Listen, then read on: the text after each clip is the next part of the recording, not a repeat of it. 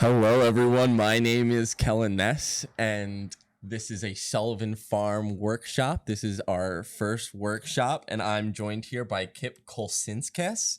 He's a consulting conservation scientist with over 40 years of experience, and he works here statewide throughout Connecticut. And here his presentation titled Sustainable Agriculture 101. Kip, thank you for joining us. Thank you very much. And thanks again to Lisa Beth and Sullivan Farm for the invitation and for those that choose to watch this. So look forward to sharing some of what I've learned over 40 years. Makes me sound old. Thanks a lot. But anyways, again, it's a topic as we think about agriculture, as we think about hearing people talk about regenerative ag, sustainable agriculture. So we're going to talk about that and what does that mean? What does that include? So let's get started.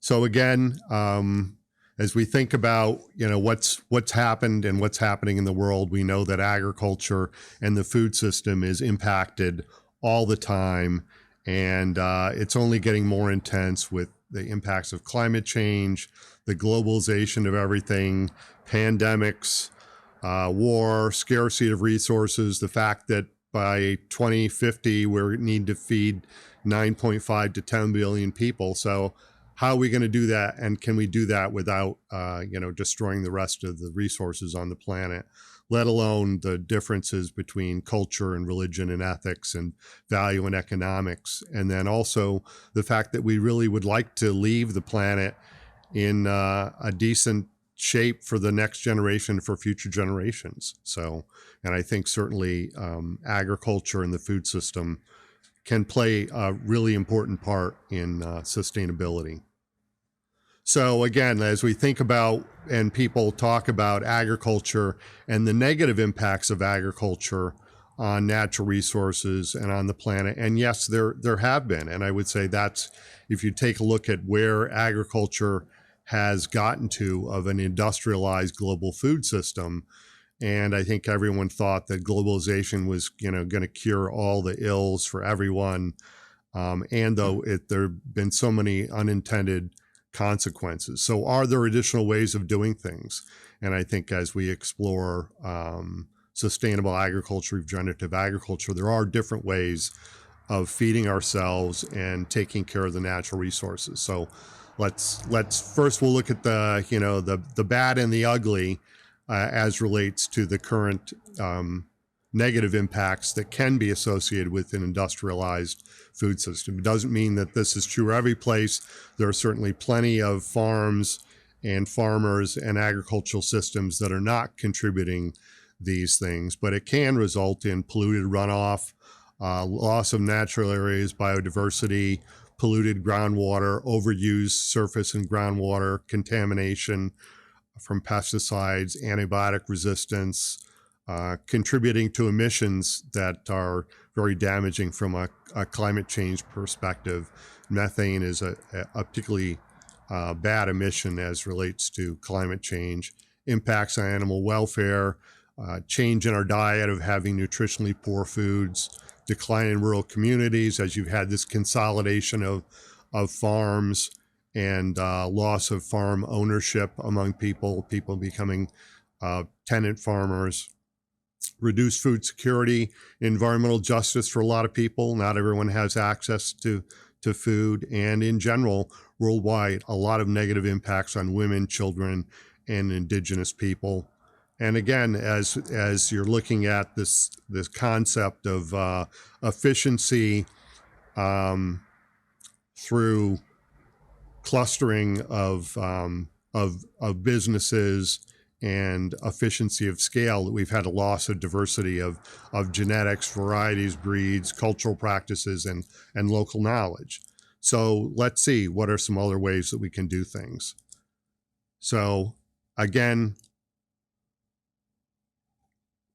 there are so many terms that people hear, and so what do they all mean? So Lisa Beth and I were talking a little bit about this, so I just thought I would talk a little bit about some of this different vocabulary that people may be exposed to, and some of it has some real differences to it, and some it depends on who you talk to. So conventional agriculture, typically when people are talking about conventional agriculture, that would mean to a lot of people that they're using pesticides, they're using petroleum-based pesticides and fertilizers, and they're using conventional tillage practices, things like that. That's what some people would think that means. Industrial agriculture, people also talk about factory farms. Again, there is no strict definition. I think that's really more of a size, and we have these large aggregations of animals or of cropland that people would consider that to be industrial agriculture or factory farming. Organic agriculture, if you're looking at the definition, the USDA definition of organics and organic production, it actually does have some specific standards to it. Regenerative agriculture, again, is newer terminology to a lot of people, and though historically some of those concepts go all the way back to the 1940s with Rodale, of bringing forward those ideas of regenerative agriculture. It's basically similar to concepts of sustainable agriculture, of working more with nature, that the concepts that you're going to use are with, trying to reduce the amount of nutrients, to do things with nature rather than against nature. Climate smart agriculture is a new term that USDA is using, and that really relates to conservation practices, which we'll talk a little bit more about, that can help us mitigate emissions and help us adapt to climate change and build resiliency to agriculture and the food system. Holistic agricultural management, another concept of kind of a whole systems approach, and particularly that's been very popular out west with grazing management systems of holistic agricultural management. Permaculture again is farming with nature, using ecological principles of nature, particularly as relates to water and energy, as relates to a farming operation. Agroforestry, there's a bunch of different concepts under agroforestry, but it's basically combining trees and shrubs with other kinds of agriculture, and kind of subsets of that are silvopasture and forest farming and alley cropping, some of those kinds of things. Whole farm planning is, again, this concept of really looking at the whole farm and looking at the interactions between the different elements on a farm and trying to make sure that they're in sync and minimizing the natural resource impacts. Conservation plan is like a management plan that you would use for any of these concepts to make sure that you're not degrading the environment, that you're doing things so that your economic activity, that because overall farming is a business, so you want it to be a business now and also a business in the future that's sustainable. And conservation practice and best management practices are basically those kinds of concepts of engineering or agronomic or soil management that we know are based on research, based on engineering and science principles, and we know that if you do a certain thing that you're going to get a certain kind of a result. So I know that's a lot of different terms. So looking a little bit about this idea of regenerative agriculture, which basically the concept, well, maybe something is broken or maybe something is degraded and you're going to restore it and then keep it in a state where it's sustainable over a long period of time. And I guess that's one thing that, maybe the jury is out. Do we really know whether or not we can feed 10 billion people and have agriculture and that's sustainable on the planet? I mean, we've only been farming for about 10, 12,000 years as a species. So the jury's out whether we can pull it off. But I'm certainly willing to give it a try, and I know you are. Oh, yes, as well. So looking at some of these principles of regenerative or sustainable agriculture. So let's just go through those and talk a little bit about it. So again, typically means improving soil health, reducing pesticide fertilizer use, increasing biodiversity, trying to sequester, get carbon dioxide out of the atmosphere, stored as carbon in the soil, humane treatment of people and animals, improve and protect ecosystems. So on a kind of a broader scale, or a higher level maybe, of principles, is you're going to disturb the soil as little as possible, keep the soil covered, keep living roots in the soil, grow a diversity of crops. And then particularly for the regenerative ag folks, they think it's really important to integrate grazing animal and livestock back to the land, or as part of the farming system. And then it's also a philosophy of land management, of connecting agriculture to natural and human communities, that it's a dynamic system, adaptive management. You try something, if it doesn't work, you try something out, see if it works. I'm sure you do that all the time if you're going to be successful, focusing on managing the soil health, the soil quality, valuing the ecosystem services, trying to work with the other components of the ecosystem on the farm. And then also, I think there's a lot to be learned with practices from different cultures and from indigenous communities. So, of course, a lot of things that we think that we developed, people in other cultures have been doing those a long time. Exactly. Or we're rediscovering, for instance, the whole use of fire management as a management tool in fire-based ecosystems is a good example.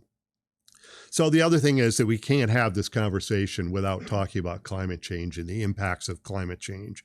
I really like this graphic that I think it really shows about all of the kinds of things that we need to think about as relates to mitigation and adaptation. And it's just changing and needs to change the farm and food system all over the world. Some portions of the planet are not going to be able to grow some of the crops that they've traditionally grown. For instance, with rising sea levels, a lot of those areas that are deltas that and floodplains in Southeast Asia, where most of the rice is produced, are going to be flooded, or they're going to be brackish. They're not going to be able to grow rice there. Or there are places like, we were talking about maple syrup production. Maybe there are parts of the Northeast that we're no longer going to have a viable maple syrup industry, because it's you don't have the right kind of growing conditions, or too short of a growing season to make it economically viable. And that we know that we're going to need to change how we eat and how we farm.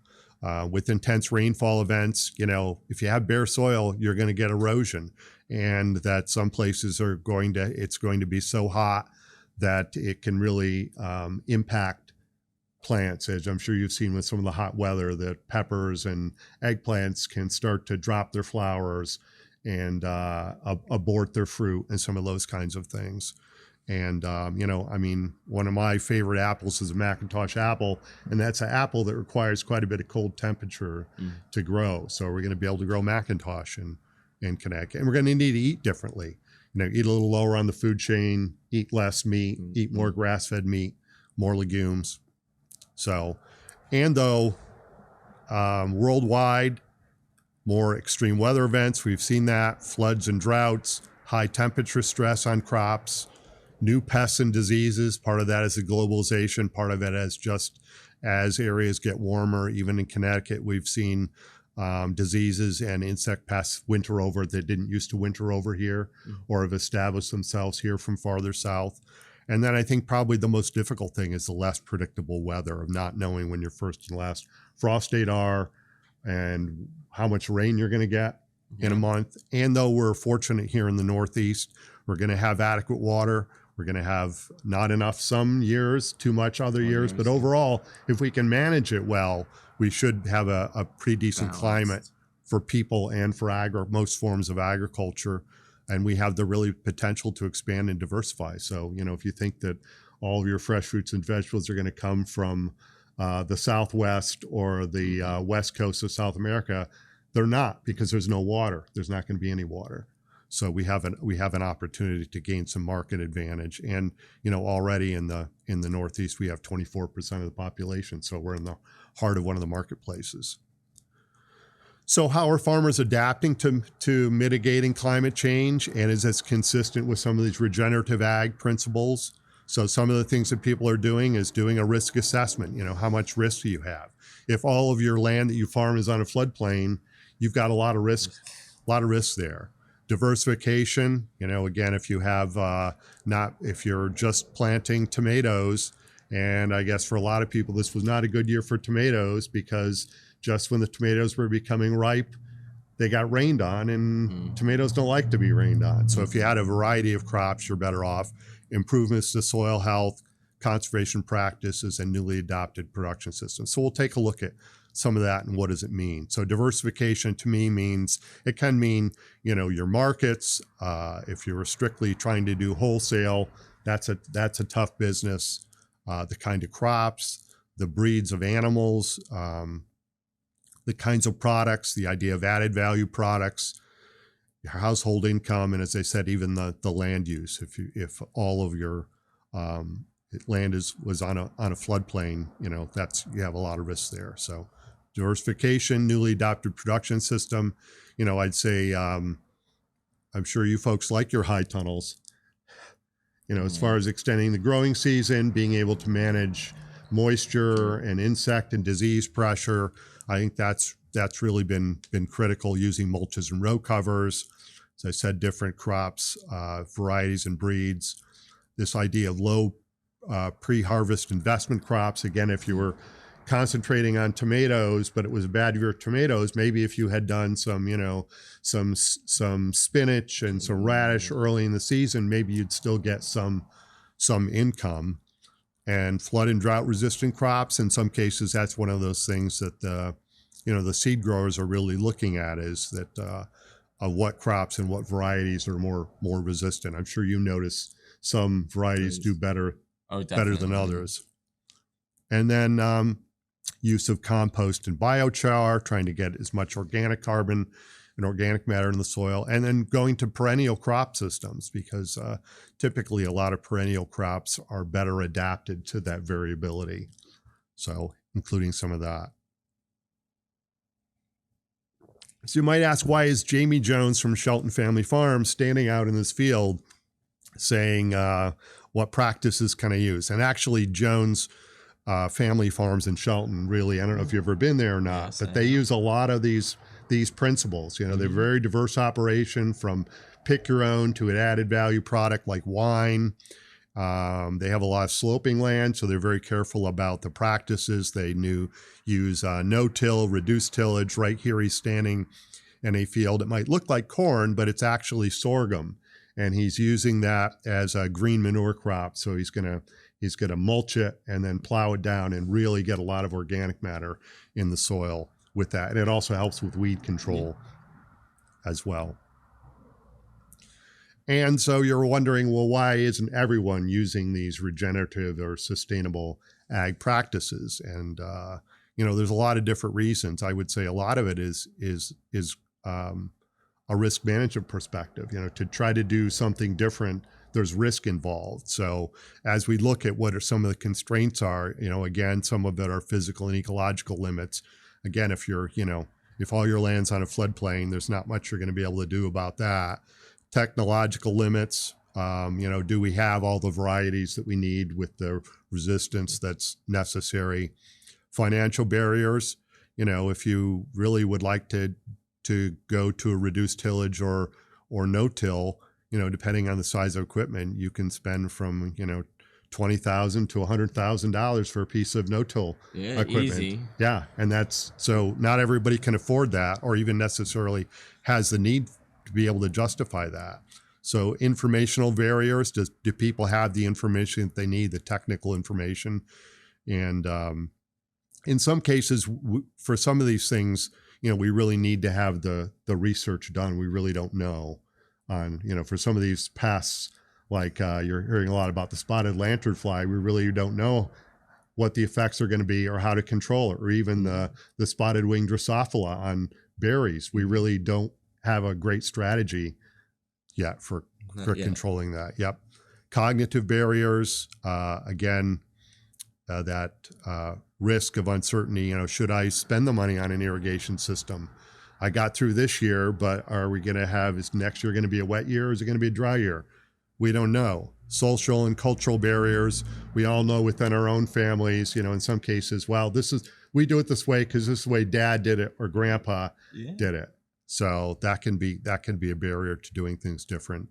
Regulatory and institutional barriers, for example, on crop insurance, that they were penalizing people for growing cover crops on fields where they were growing commodity crops. So I think they finally have that straightened out. So there's some of those kinds of things that need to be straightened out. And then land tenure barriers. In Connecticut, over half of farms rely partly or all on leased land. So if you don't know from year to year whether or not you're going to have that field to rent, are you going to make these major investments in soil health or a new piece of equipment? Exactly.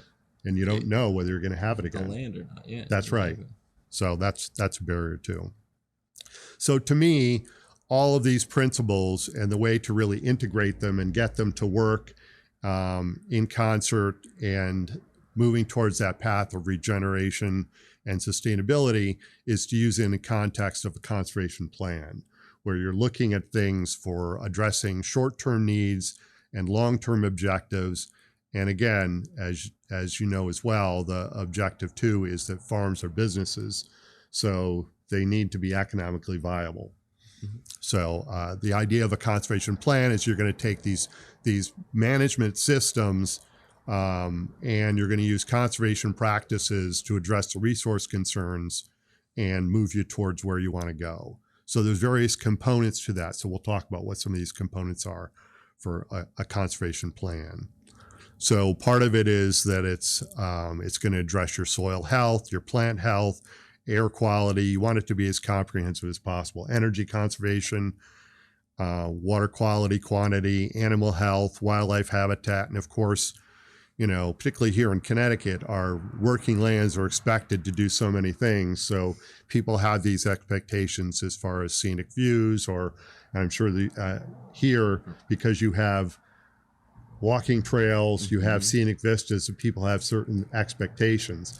Like I know I've heard criticism in some communities, oh, those ugly high tunnels, and though it's blocking my scenic vista, and though that's helping keep the farm in business because they're extending the growing season. So to adapt to the climate. Right, to adapt to the climate. Yep. And so the first thing as far as this conservation planning is to do a resource inventory. So again, to know what resources that you have that are what kind of state are they in? Are your soils in good health? Do you have an erosion problem? Do you have a runoff problem? So address those, look at those and inventory that, such as we were talking about, how come you really haven't done any sugaring here on this property? So well, there really are not enough of a density of sugar maples. So you've done that resource inventory here already. Yes. Going to determine your objectives and opportunities. So you guys have done that. You know what your mission is, what you want to get done here, and you've analyzed the resource data, and then you've made some decisions. So that's really the first step to conservation planning: collect and analyze. Then you're going to develop your management strategies based on this site-specific information. Like you have some sloping land, so you're not going to try to put that into intensive vegetable production. You have some flatter areas that you're using for that. And you're going to incorporate practice standards. So, for instance, you're not going to try to take too many cuttings of hay off without adding some nutrients back to the soil. And that, we talked a little bit about controlling invasives as well. So there are actually conservation practice standards that have been developed by USDA Natural Resources Conservation Service in consultation with the universities, with other organizations, with Agricultural Research Service, to be able to know that if you do a certain practice, you're going to get a certain kind of result.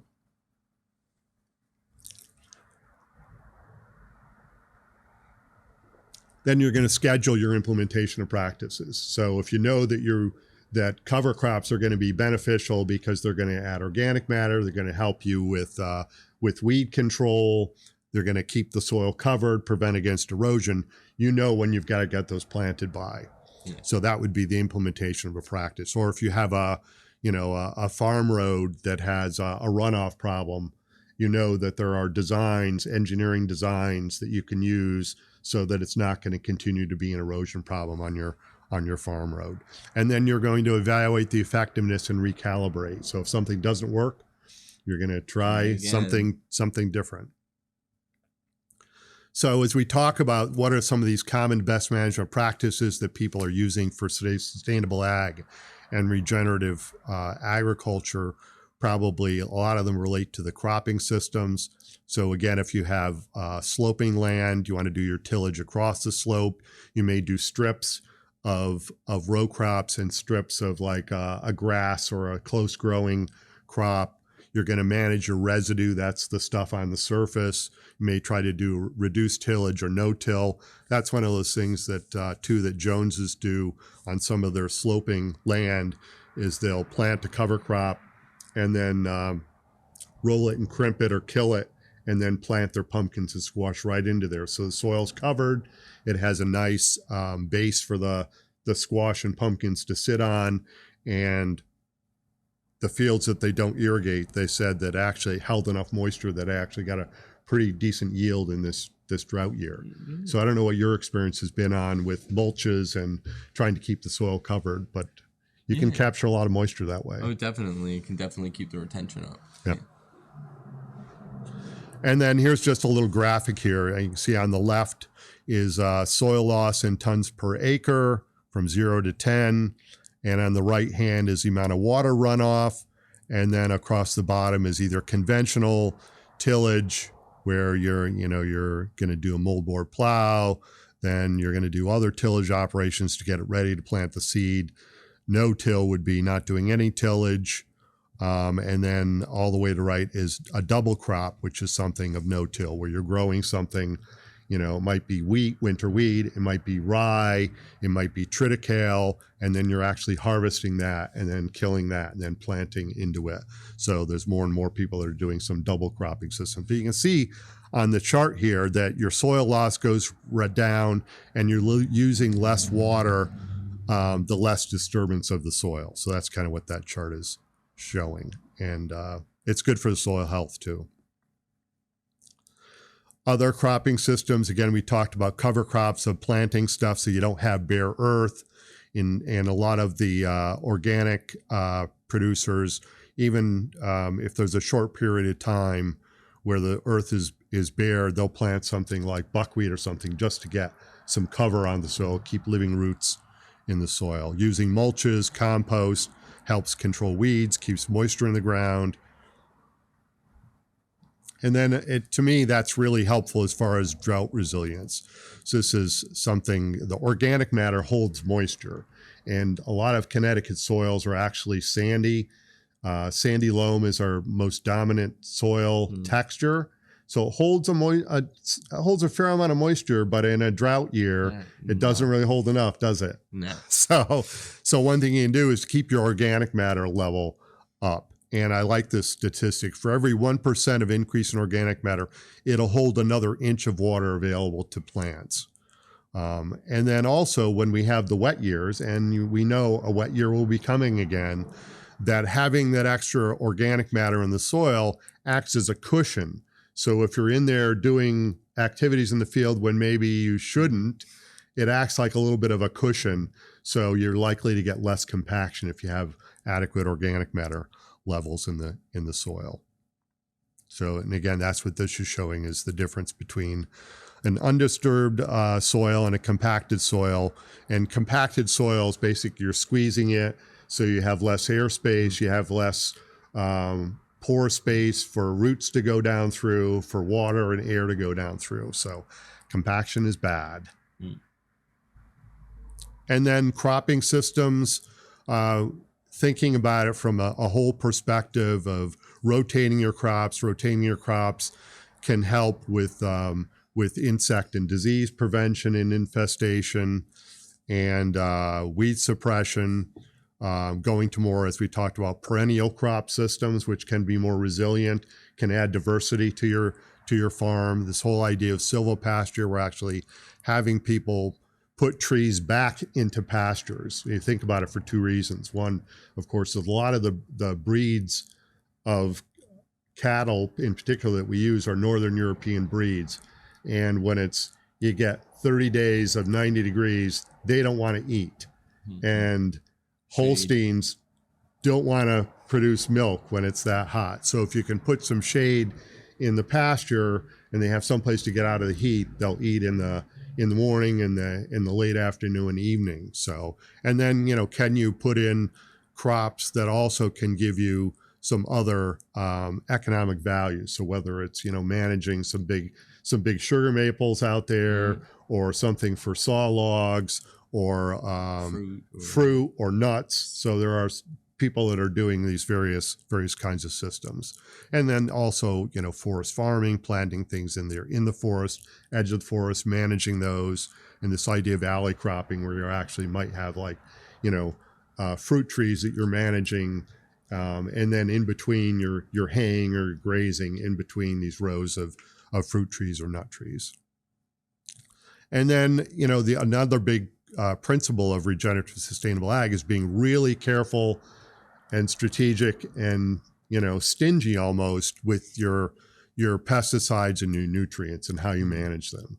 And again, as you know, there's this misconception that organic agriculture doesn't use any nutrients, doesn't use any pesticides. It's just you're using different classes of them that in general have less toxicity to it. But still, even then, they cost money and they can impact the health of the farm workers and the environment, so you don't want to use them. So doing soil testing, this whole concept of precision agriculture, giving, just the right amount of nutrients at the right place at the right time when the plant can use it, like the concept for sweet corn of doing a June nitrate test, just when it's getting to 7 to 14 inches high before it's going to put on that big growth spurt, to do a soil test then again to know how much nitrogen that they're going to need rather than applying it all. And of course, the other thing we're finding with climate change, with these intense rainfall events, if you just put down all your fertilizer and you get 5 inches of rain, where is it going to go? One spot. Yeah. So, and then being careful with your irrigation water. Again, as we know, a lot of people struggled with having enough irrigation water this year. So being very careful, using drip and trickle and mulches to help you maximize the use. I saw that you actually have a little bit of a cistern that you're capturing some roof runoff. Oh, yes. Good job. We are. Excellent. Yeah, that's what I tell anybody that has a farm structure. If you have gutters, you should be capturing water. You might not use it every year, but it could really help. That's right. When we needed it, we were the Great Brook out back of Sullivan Farm actually ended up drying up at one point. We were worried that it was going to drain our pond too much to where it was going to hurt our well, and we weren't going to be able to have any water for the crops. But fortunately, we had saved some water, and we were able to scrape on by, and now everything's starting to get back into. Yeah, it's starting to recover water. The soil moisture and the water tables are starting to recover now. So, and then also, as we talked about, irrigation water management, and then again, protecting those sensitive parts of the landscape of wetlands and watercourses with buffer strips and field borders. So when we get these intense rainfall events, if you have erosion, if you have nutrients moving, that they're going to get captured before they get into the water. And then, as we know too, that Connecticut is the models are showing that overall Connecticut's getting wetter. If you look at the rainfall data from the 1950s, 60s of Connecticut to where we are now, we're 2 to 3 inches wetter depending on where you are in the state. So if you have soils that were on the wet side before, they're only going to get wetter. So I think you're going to see more drainage systems, surface drains, subsurface drains. In the middle picture is some raised beds. I don't know if you guys have a bed maker. We do. Yeah, and I think that can be really valuable with wet soils. Just elevating a little bit keeps it a little drier, a little warmer. While still maintaining a key amount of moisture. Right. Yep.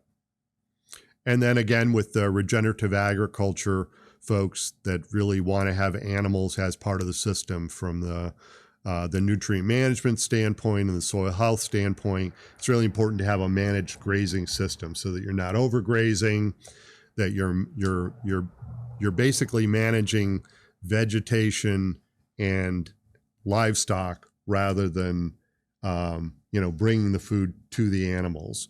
So, but it requires to have fencing setups and watering setups and pathways for animals to get to the paddocks and to train the animals of where they're supposed to go and what they're supposed to do.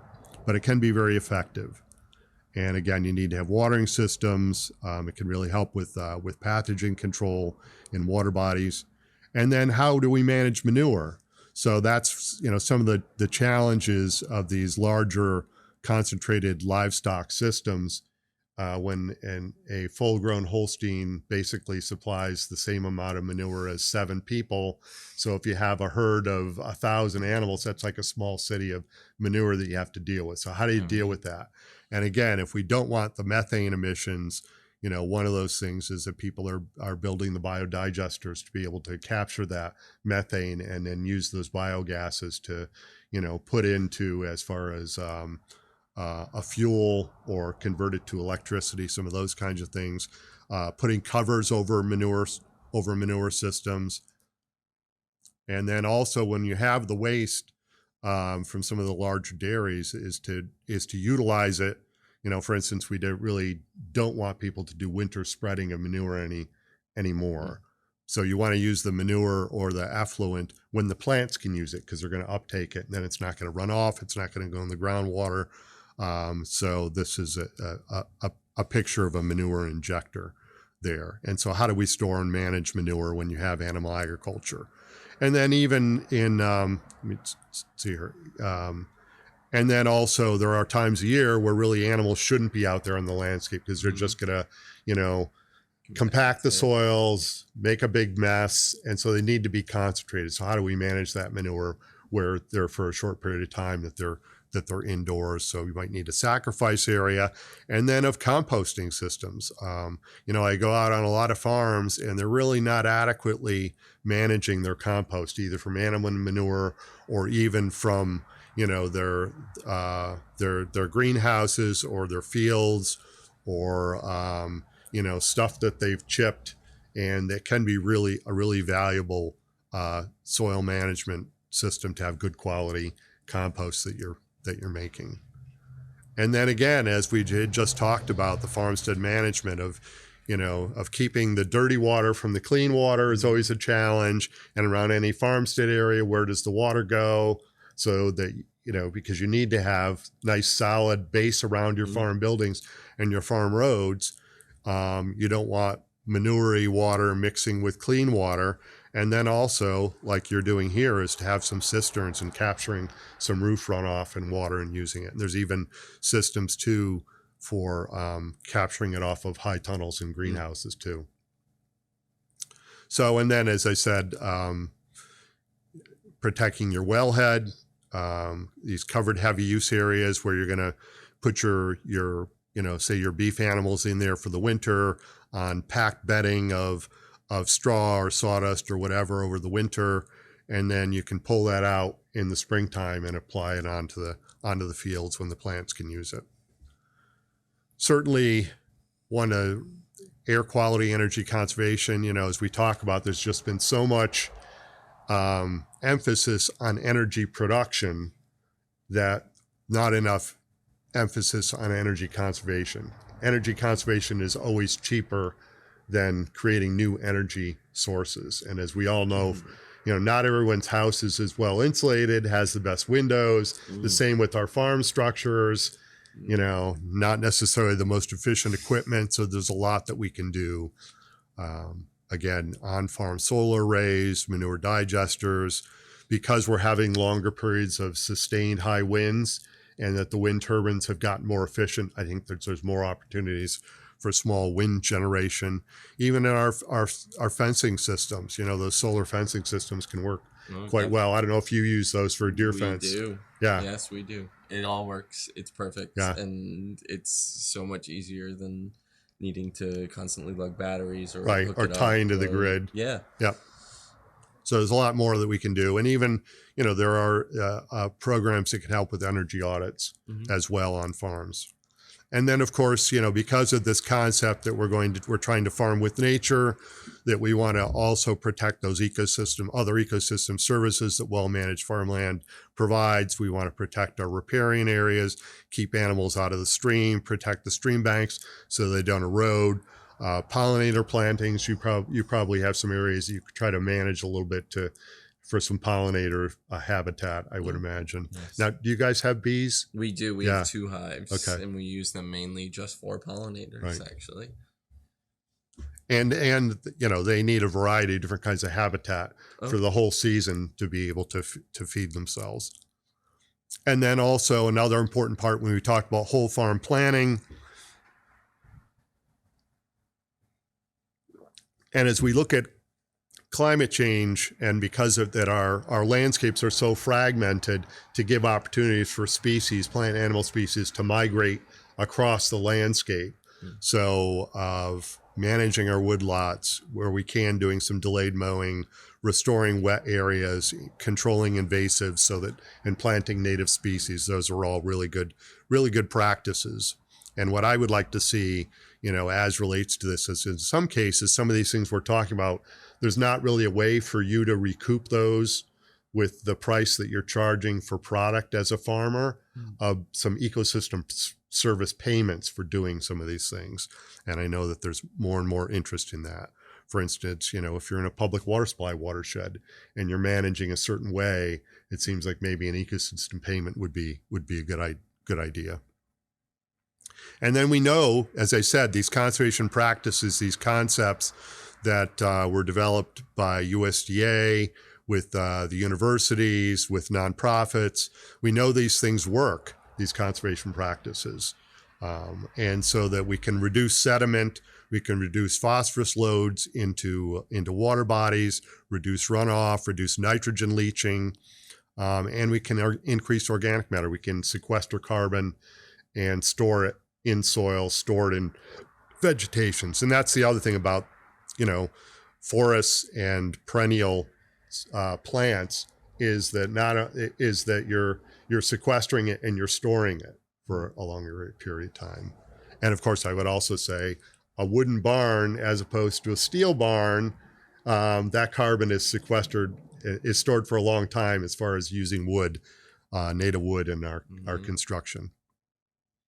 So let's kind of take a look, now that we've gone through some of these conservation practices, some of these concepts, let's look on the left at these principles of regenerative agriculture, and let's look to see if we have the tools or the common conservation practices that can help us get there where we want to go as far as sustainability and regeneration of our soils and our landscape and our agriculture. So improving soil health, we have cover crops, crop rotations, use green manure, reducing pesticide fertilizer use, doing soil testing, using integrated pest management so we use the least amount that we need to get the job done, increasing biodiversity using our rotations, using perennial crops, protecting the ecosystems, our buffers, our pollinator plantings, disturbing the soil as little as possible, so reducing our tillage, no-till, keeping the soil covered, mulches, cover crops, keeping living roots in the soil, cover crops again, growing a diversity of crops, crop rotations, agroforestry, integrating grazing livestock. That's a tough one because not everybody can do that. Not everyone wants to manage or can manage animals on their farm. If you're a vegetable grower and you want to concentrate on vegetable growing, you shouldn't have to have animals part of your system. You may choose, and we need to do a better job of distributing manure and nutrients from those that have animal agriculture to those that could use manure or compost from animal agriculture. So I think there's plenty of opportunities there. And this philosophy of a long-term land management plan, of developing and implementing these conservation plans, and then also, as you said, if somebody is a successful farmer, they're practicing adaptive management.